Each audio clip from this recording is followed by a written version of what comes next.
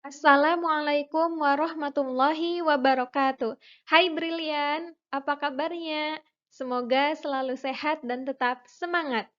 Hari ini kita akan membahas tentang sistem reproduksi pada manusia bagian 3, yaitu tentang gametogenesis dan siklus menstruasi. Apa itu gametogenesis dan bagaimana siklus menstruasi? Yuk kita bahas. Untuk tujuan pembelajaran hari ini yaitu yang pertama, kalian dapat mengidentifikasi proses spermatogenesis pada sistem reproduksi laki-laki. Yang kedua, mengidentifikasi proses oogenesis pada sistem reproduksi perempuan. Dan yang ketiga, dapat mendeskripsikan siklus menstruasi pada sistem reproduksi perempuan. Pernahkah kalian berpikir bagaimana sperma dan sel telur dapat diproduksi oleh sistem reproduksi kita?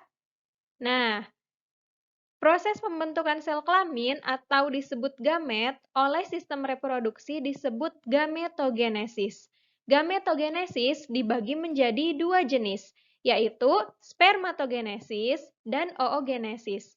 Spermatogenesis adalah proses pembentukan sel kelamin jantan, yaitu sperma yang terjadi di testis. Sedangkan oogenesis adalah proses pembentukan sel kelamin betina, yaitu ovum atau sel telur yang terjadi di ovarium. Nah, ini merupakan gambaran dari proses spermatogenesis yang terjadi di dalam testis, tepatnya di tubulus seminiferus. Di dinding tubulus seminiferus terdapat banyak spermatogonium, yaitu sel induk pada proses spermatogenesis. Dapat kalian lihat pada bagian proses spermatogenesis, spermatogonium membelah secara mitosis menjadi spermatosit primer. Kemudian, spermatosit primer akan membelah secara meiosis menjadi spermatosit sekunder.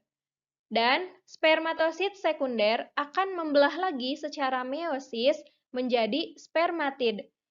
Nah, spermatid ini kemudian akan diberi makan oleh sel Sertoli sehingga dapat berkembang menjadi spermatozoa atau sel sperma yang siap untuk membuahi sel telur. Proses spermatogenesis dimulai sejak seorang pria mengalami pubertas. Setidaknya 100 juta sperma diproduksi di testis setiap harinya. Proses perkembangan sperma hingga dapat membuahi sel telur membutuhkan waktu sekitar 70 hari. Proses spermatogenesis terjadi setiap hari sepanjang hidup pria. Kemudian ada struktur sel sperma. Struktur sel sperma ada 4 bagian utama. Yang pertama ada akrosom atau kepala yang berfungsi untuk menembus mantel atau pelindung ovum atau sel telur. Yang kedua, ada nukleus atau inti sel yang mengandung materi genetik untuk diturunkan pada keturunannya. Yang ketiga, leher mengandung mitokondria yang menghasilkan energi untuk pergerakan sel. Dan yang keempat, ekor sebagai alat gerak sel sperma untuk berenang menuju sel telur. Selanjutnya, ada proses oogenesis atau pembentukan sel telur yang terjadi di ovarium atau indung telur. Pada proses oogenesis, oogonium atau sel induk membelah secara mitosis menjadi oosit primer. Oosit primer kemudian akan membelah secara meiosis menjadi oosit sekunder dan badan polar primer. Oosit sekunder kemudian akan membelah menjadi oosit sekunder yang selanjutnya dan juga membelah menjadi badan polar. Nah, oosit sekunder akan berkembang dan mengalami pematangan menjadi ovum yang siap dibuahi oleh sel sperma. Folikel merupakan kantung pembungkus sel telur, sedangkan ovum yaitu sel telur yang dihasilkan dari proses oogenesis. Dan badan polar yaitu sel yang dihasilkan pada proses oogenesis tetapi tidak memiliki kemampuan untuk menyuburkan. Jadi, hanya ada satu sel telur yang dihasilkan setiap proses oogenesis. Proses oogenesis pada perempuan dimulai sejak di dalam kandungan ibu, ketika perempuan masih berbentuk janin yang sudah memiliki organ reproduksi, dan berhenti saat bayi perempuan dilahirkan. Ada sekitar 300.000 sel telur yang disimpan hingga masa pubertas. Ketika memasuki pubertas, seorang perempuan akan memasuki masa aktif reproduksi, di mana oogenesis kembali terjadi dalam waktu 1 bulan sekali.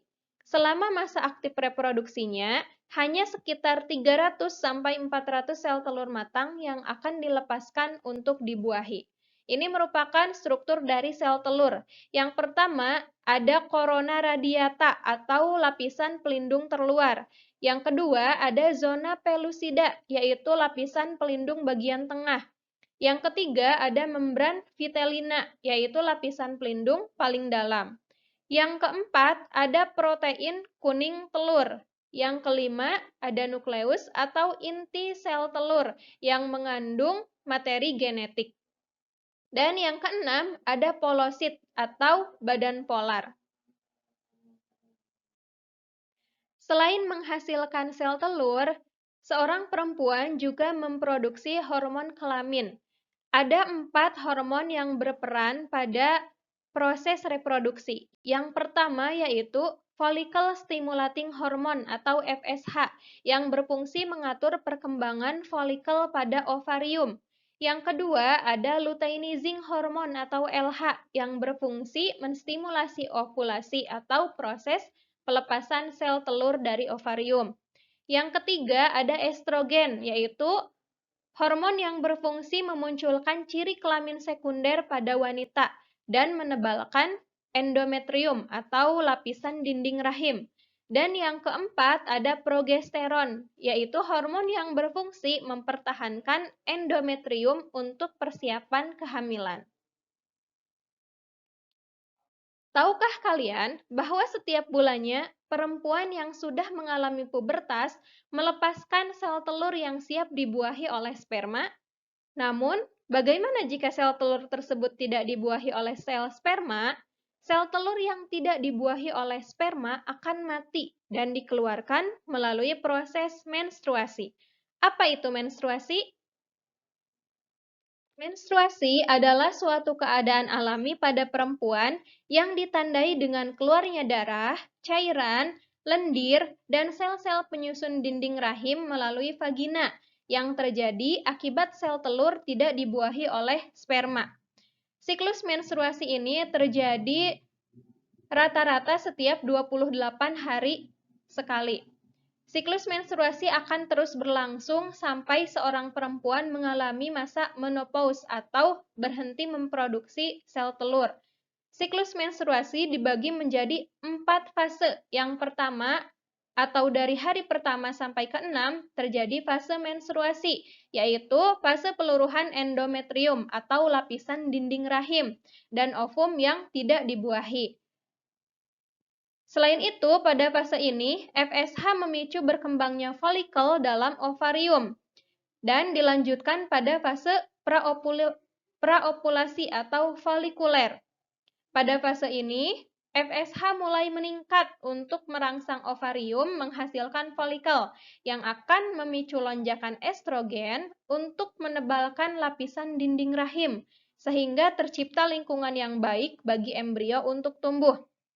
Selanjutnya, pada hari ke-14 terjadi fase ovulasi, yaitu di mana fase estrogen meningkat dan memicu meningkatkan LH yang membuat terjadinya pelepasan sel telur menuju oviduk untuk dibuahi oleh sperma.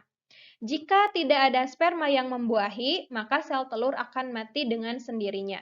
Pada fase ini, sangat memungkinkan seorang perempuan di mana sel telurnya dapat dibuahi oleh sperma.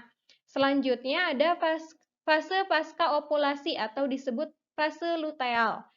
Terjadi peningkatan hormon estrogen dan progesteron yang menjaga lapisan dinding rahim tetap tebal untuk ditanamkan sel telur yang telah dibuahi. Tetapi jika tidak terjadi pembuahan, maka corpus luteum akan menyusut dan diserap oleh lapisan dinding rahim, yang kemudian akan terlepas sehingga terjadilah fase menstruasi pada siklus berikutnya. Nah, ini merupakan gambaran atau grafik dari siklus menstruasi. Di sini terbagi menjadi 3 bagian, yaitu yang pertama adalah perkembangan dari hormon yang memicu proses siklus menstruasi. Kemudian yang kedua ada siklus ovarium atau siklus pembentukan sel telur dan pematangannya. Dan yang ketiga ada siklus uterus atau siklus di mana dinding rahim menebal dan meluruh.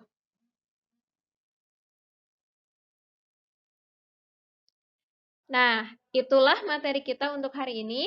Terima kasih atas perhatiannya. Jika ada pertanyaan, silahkan tulis di kolom diskusi atau di WA Group. Tetap semangat dan jaga kesehatan. Wassalamualaikum warahmatullahi wabarakatuh.